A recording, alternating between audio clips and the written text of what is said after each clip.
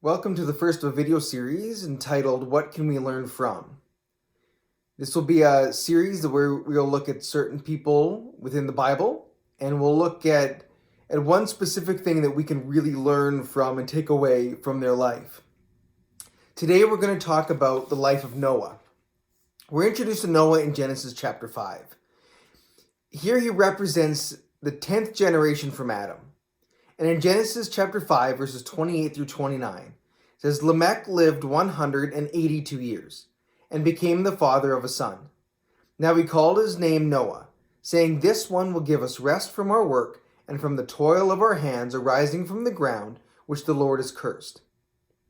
So Noah, right from birth, was to be destined to give rest upon the people, to take them away from their toil and the ground which the Lord had cursed. So even from birth, Noah was destined to do great things. Genesis chapter 6 is we get an insight into how God saw the world. So Genesis chapter 6, verses 5 through 8. Then the Lord saw that the wickedness of man was great on the earth, that every intent of the thoughts of his heart was only evil continually. The Lord was sorry that he had made man on the earth, and he was grieved in his heart. The Lord said, I will blot out man whom I've created from the face of the land, from man to animals to creeping things and to birds of the sky, for I am sorry I have made them. But Noah found favor in the eyes of the Lord. The world was in a very bad place at this time, and God looked upon the world and just saw wickedness. There was so many bad things on there that he even said he was grieved that he had created, that he had put man on the earth, that he was even that he was going to blot everybody out, and that he was going to take everybody out. But he looked at Noah, and he saw that Noah had found favor with God, and Noah was a good man. And so as we look at Noah's life, what caused God to look at him like this? And so in Genesis, Noah's described as being a righteous man. He's described as being blameless in his generation, and that he walked with God. Noah was somebody that even everybody around him saw as a good man, saw that he would do good things, and that he was with God. Now Noah had a wife. He had 3 sons, and they all had wives. And so he had a family there around him. And Noah was able to find favor with God. And so when God looked upon this earth and said, I need to get rid of everything here. I need to wipe man out. He looked at Noah and said, I'm going to keep you. I'm going to restart with you and your family. In Genesis chapter 6, we get God's plan here for the flood and what he wants from Noah, what he wants Noah to do. So Genesis chapter 6, verses 13 through 22.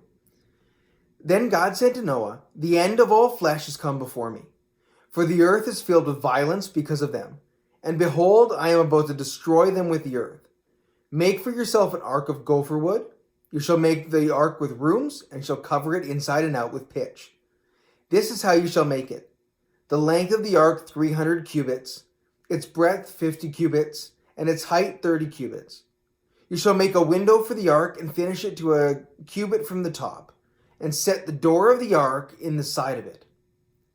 You shall make it with a lower, second, and third decks. Behold, even I am bringing the flood of water upon the earth, to destroy all flesh in which is the breath of life.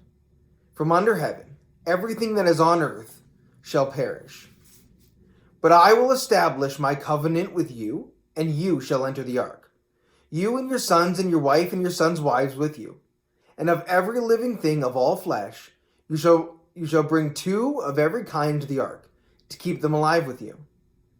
They shall be male and female, of the birds after their kind, and of the animals after their kind, and of every creeping thing of the ground after its kind.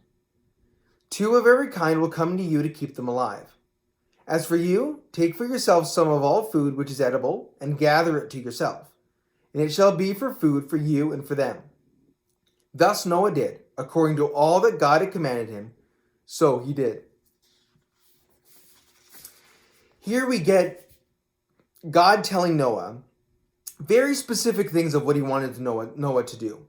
He laid out how he wanted Noah to build the ark, how big he wanted it, how many levels he wanted, where to put the door, and everything very specific to Noah.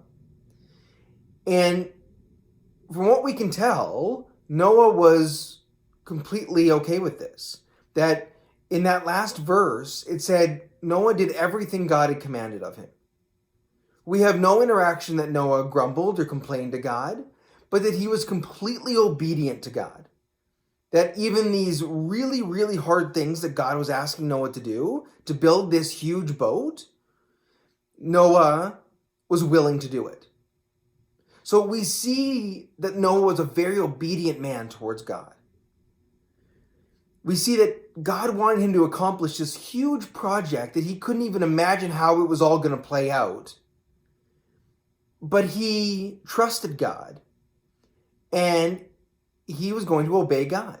He did everything God had laid out, exactly the way God had did it. God told him to. That Noah was willing to listen to God and listen to God's commands. And because of that, him and his family were saved. In Genesis chapter 9, after the flood, God gives a promise and a covenant to Noah.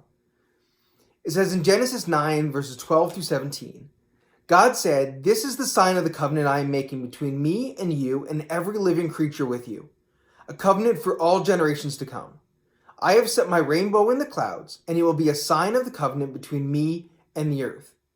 Whenever I bring clouds over the earth and the rainbow appears in the clouds, I will remember my covenant between me and you and all living creatures of every kind.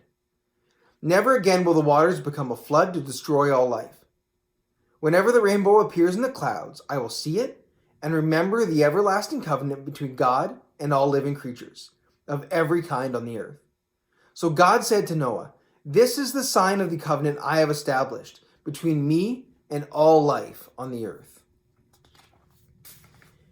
Here we have a promise from God to Noah that he was never going to do this again, that he was going to set the rainbow there as a reminder that God was never going to do this again, that he had a covenant with Noah and his family going forward as mankind spread from there.